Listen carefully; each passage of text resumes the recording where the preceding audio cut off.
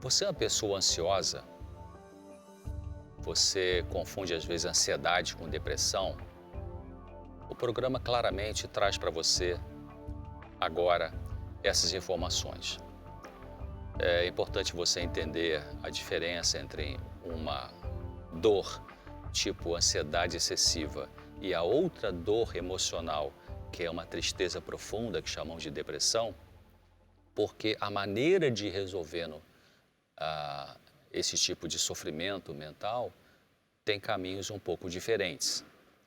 Então, ansiedade é diferente de depressão.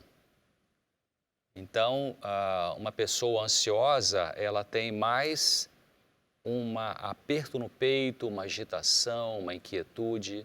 Uma pessoa deprimida tem mais tristeza, mais apatia. Ansiedade, a gente pode pensar de maneiras diferentes. Existe uma ansiedade que é natural no ser humano, que é até agradável.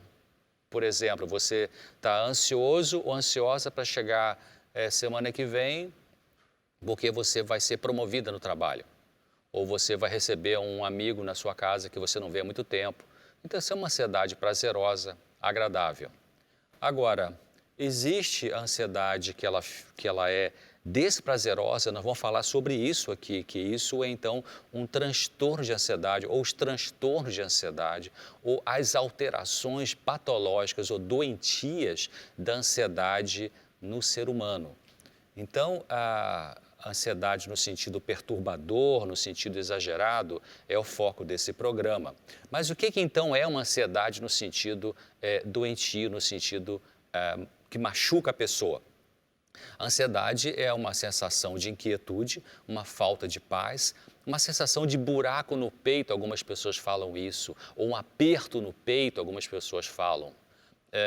Uma sensação de vazio, uma sensação de que falta algo que você não sabe bem definir o que é.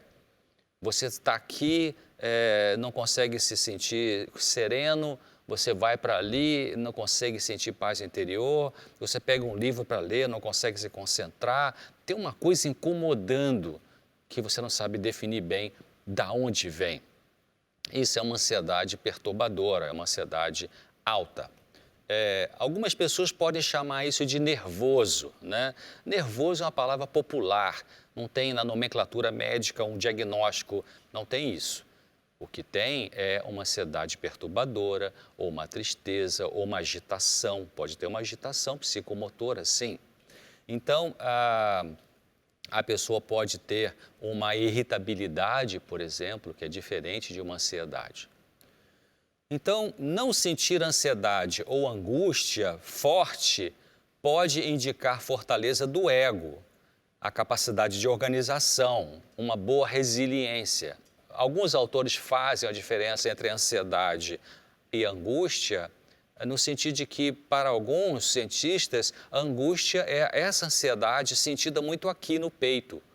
Você sente uma opressão, um peso. Até algumas pessoas pensam assim, nossa, eu acho que eu estou com um problema cardíaco, acho que eu vou infartar, meu peito dói. Aí vai no cardiologista, faz os exames e o cardiologista diz, não, você não tem nada, seu coração está bom, você tem uma boa circulação nas suas coronárias, você não tem lesão cardíaca. Ah, mas eu sinto uma dor no peito. Alguns sentem como se fosse um bolo na garganta. Ah, doutor, tem uma bola, parece que uma bola que sobe e desce aqui. Aí vai no otorrinolaringologista, faz exame, ou vai no gastro, faz endoscopia. Não tem lesão aqui. Ah, mas eu sinto uma coisa. Isso pode ser, essas podem ser manifestações de uma angústia. Então, alguns autores falam que a angústia seria essa sensação de inquietude, esse buraco no peito, com muito dessa manifestação física. Para alguns autores, então eles separam e dizem que a ansiedade é esta mesma inquietude, aflição, mas mais aqui na cabeça. Não sentem necessariamente alguma coisa no seu peito. Então, é verdade, algumas pessoas elas podem ter uma determinação, pessoas determinadas, pessoas proativas, pessoas que são produtivas, né? E elas podem ter uma excelente capacidade de organização, podem ter uma boa resiliência. Resiliência é essa capacidade de você viver o sofrimento, você tem ali as emoções de dor, mas você volta a funcionar sem sucumbir diante daquela situação estressora. Então, essas pessoas podem, aparentemente, parece que elas não têm uma angústia, uma ansiedade. Agora, mas uma pessoa com uma estrutura de ego ou emocional, uma estrutura emocional empobrecida ou alienada, com falta de autoobservação, também não sente angústia. Né? Muitas pessoas, já atendi um monte de gente, a gente encontra pela rua, na comunidade religiosa onde a gente vai, ou, enfim, pessoas que você pergunta, você está com ansiedade? Não estou com ansiedade. Mas ela tem alguns sofrimentos que a gente vê que é uma ansiedade mascarada. É uma ansiedade que está encoberta da consciência dessas pessoas. Também não sente angústia quem sofre de uma importante diminuição do seu sentido moral. Até pode ser algum transtorno de personalidade.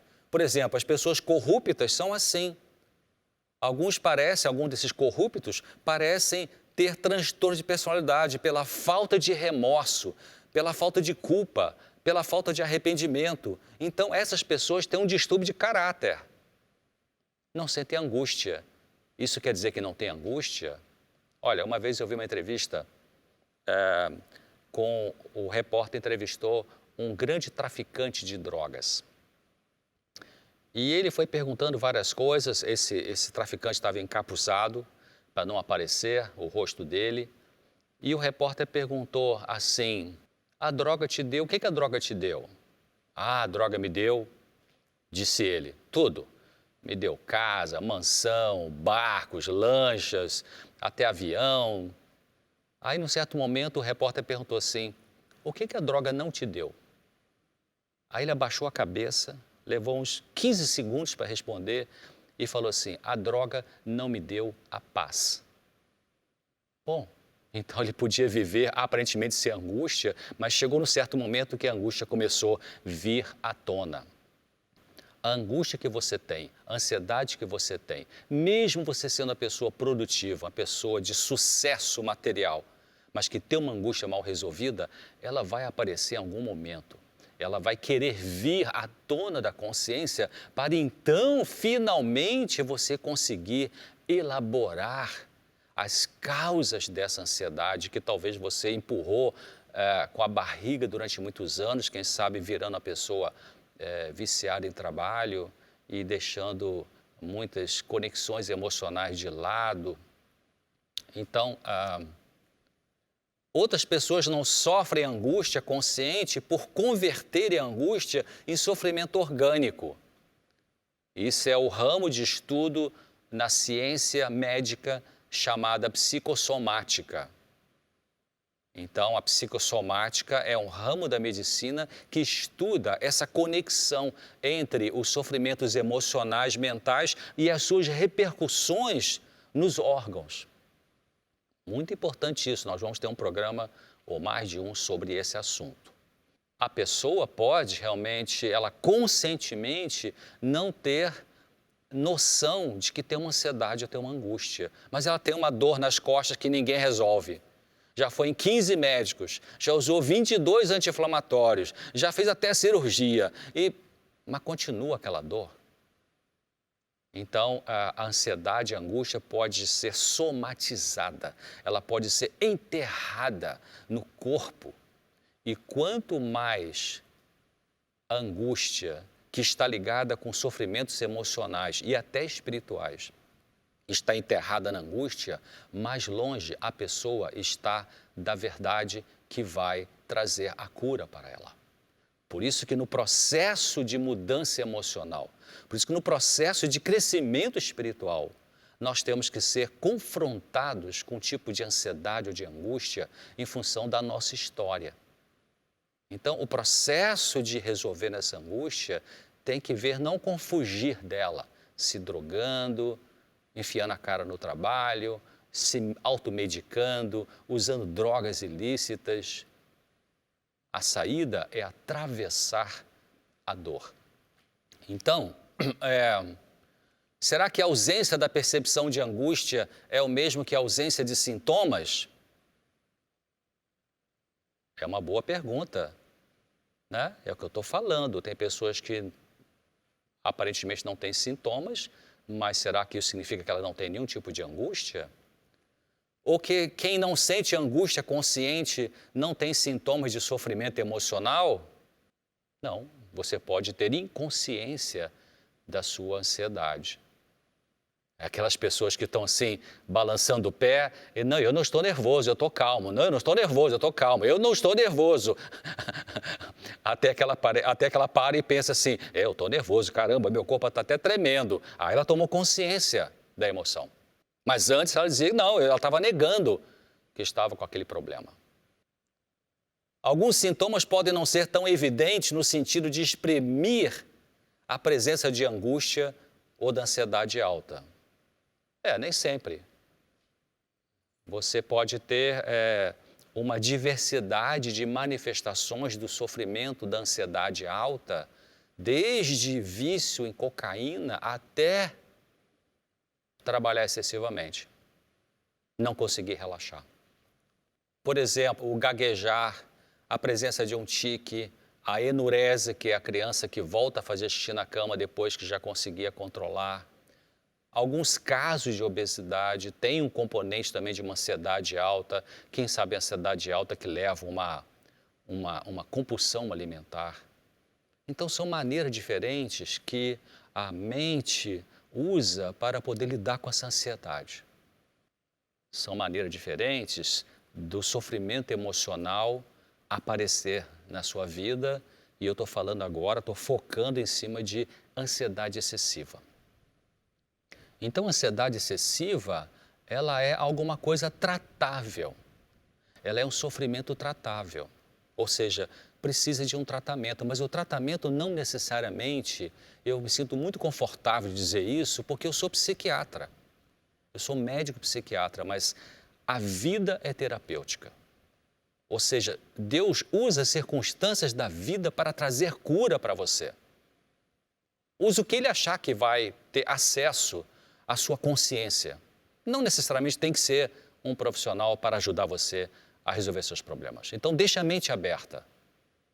Deixa a mente aberta. E Deus vai ajudar você a encontrar alívio para esse excesso de ansiedade que você está vivendo, manifestado de alguma maneira. No segundo bloco, vamos voltar um pouco a falar sobre ansiedade e as suas diferenças com a depressão. Fique com a gente. Até lá.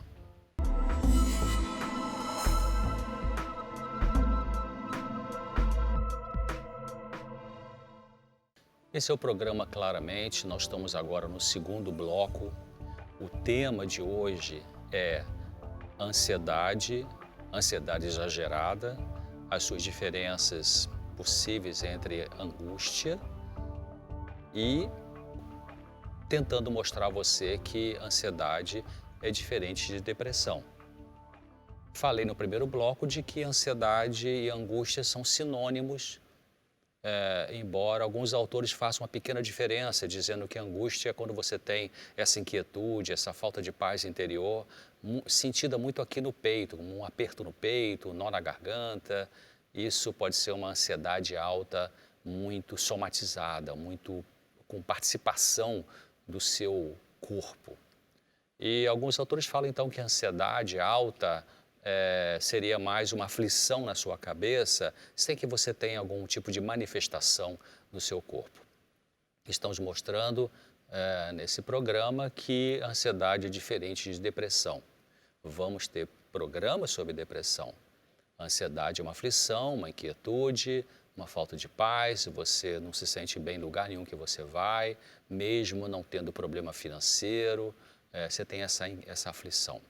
E depressão tem a ver com transtorno do humor, depressão é uma apatia, uma tristeza, uma falta de energia, então é diferente a ansiedade alta de depressão. Também expliquei uma coisa importante, porque tem uma ansiedade que é natural, uma ansiedade que não é patológica, não é doentia, que é uma ansiedade no sentido de você ter uma expectativa positiva em relação a alguma coisa que vai acontecer na sua vida.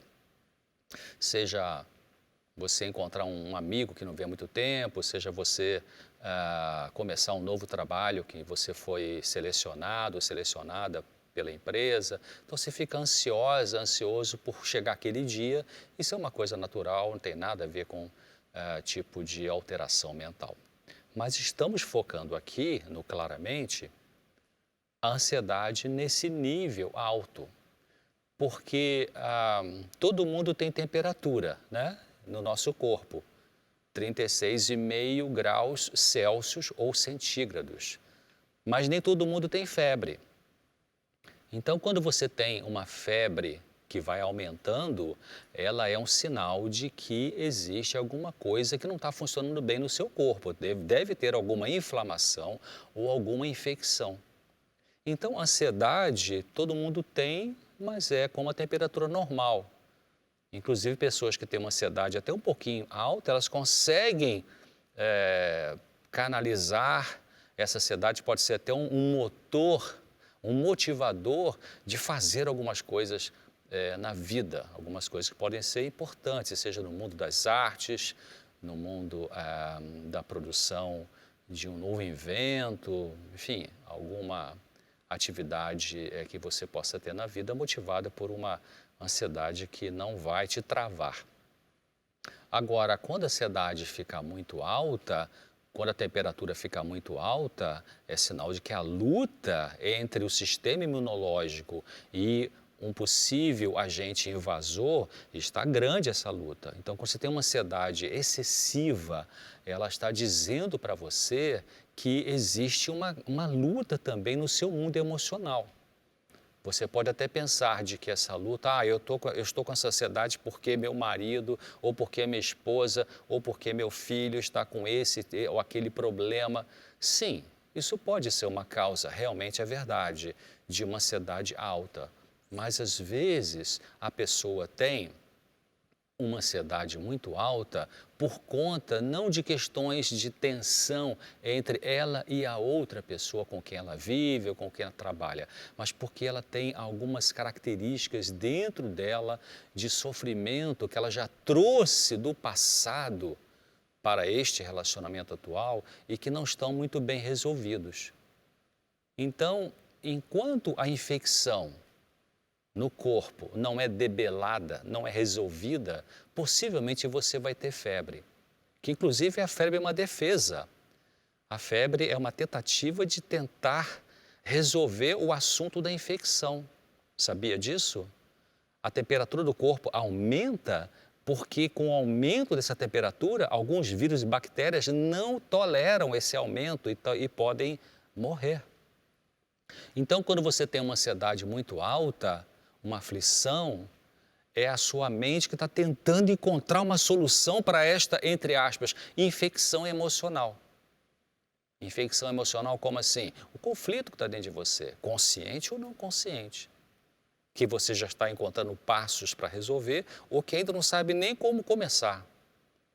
Então, a ansiedade alta ela pode se manifestar de maneiras diferentes, pode ser com uma crise de pânico, pode ser com um transtorno obsessivo compulsivo, pode ser através de uma fobia é um medo exagerado, pode ser através de uma compulsão alimentar, pode ser através de uma dependência química, de várias maneiras. Pode ser através de uma somatização, né? O seu corpo, determinados órgãos, toda pessoa tem um ou mais órgãos chamados órgãos de choque. O que são os órgãos de choque? São aqueles órgãos que, diante de uma situação estressora, emocional, eles sofrem junto com a mente. Então, quando alguma coisa está muito difícil para você administrar do ponto de vista emocional na sua cabeça, você não sabe como lidar com isso, o corpo é como se ele falasse assim, manda para mim um pedaço, uma parte desse sofrimento para te aliviar. Aí você começa a ter dor nas costas. E tem pessoas que têm dor nas costas, não porque tem lesão neurológica, ortopédica, ou fibromialgia. Algumas pessoas têm dor nas costas porque às vezes querem carregar o mundo nas costas. Então vai ter que mudar a maneira de se comportar, né? O que dizer de sintomas encaixados numa cultura com uma compulsão para trabalhar sem descanso? Tem culturas assim. Pessoas que são viciadas em trabalho, detestam fim de semana, elas ficam angustiadas porque querem voltar ao trabalho. Mas se você perguntar se ela tem angústia, ela fala que não tem. O que é isso? As pessoas que não têm angústia, não têm sintomas, mas o jeito como vive, as práticas do dia a dia que ferem a ética, exploram pessoas, são dominados pela ganância material, não seriam isso sintomas de doença do caráter? Existem causas espirituais e causas psicológicas da angústia excessiva. As causas espirituais podem ser a perda da ligação direta com Deus, a violação da própria consciência, o descaso na busca de crescimento espiritual, uma visão materialista e consumista, a própria natureza pecaminosa. O que é natureza pecaminosa? Já vem doutor César falar de religião. Eu quero saber de ciência. Queridos, a espiritualidade ela é científica. O maior cientista do universo chama-se Jesus Cristo. Para ele não tinha nenhum biombo para separar, nenhuma barreira para separar o físico do mental do espiritual. Era tudo transparente, uma coisa só. Ele falava do lírio do campo, botava a criança no colo, e as crianças gostavam dele porque já viu criança gostar de alguém que é sisudo, ranzinza, autoritário, briguenta. Ele falava das montanhas, da água da vida. Então, ele é o grande cientista. A pergunta certa, tem pessoas que fazem pergunta assim, quando é que a Bíblia vai chegar no que a ciência diz? Mas a pergunta certa é, quando é que a ciência vai chegar no que a Bíblia diz? Então, a natureza pecaminosa, que é uma expressão bíblica, religiosa, quer dizer que nós temos uma contaminação espiritual, que parte da sua angústia, ela tem uma origem não psicológica, mas tem uma origem espiritual. Por isso que você precisa também, para ter saúde mental plena, de procurar o desenvolvimento espiritual. Agora, parte da sua ansiedade excessiva, tem causas psicológicas dessa ansiedade alta. Causas psicológicas podem ser várias. Por exemplo, traumas da infância, ansiedade, traço. A ansiedade pode ficar muito alta em algumas pessoas em função dessas famílias disfuncionais, famílias complicadas, em que aquela criança foi se desenvolvendo ali e tendo muita angústia, muito sofrimento, separações, alcoolismo, abuso físico, espancamento, negligência. A pessoa pode ter tido perdas afetivas importantes, significativas para aquela criança ou para aquele jovem. Exemplo, a morte de um dos pais, a separação dos pais, briga de família. Então, essas vivências dolorosas, elas vão criando uma alteração do equilíbrio emocional e produz, por exemplo, uma angústia alta. E ainda tensões na família por presença de dependência química, por exemplo, do pai ou da mãe.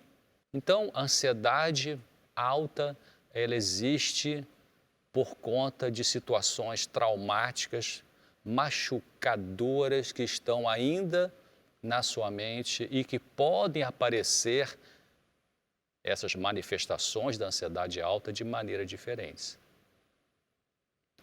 Eu desejo que você pare para pensar de que é importante você tomar uma atitude para buscar encontrar o alívio dessa ansiedade alta. Tem jeito, tem jeito. Você tem que ter a mente aberta, procurar os recursos apropriados. Primeiro, procure Deus. Segundo, procure uma informação sobre o que é ansiedade alta, como assistir nesse programa. Leia um bom artigo.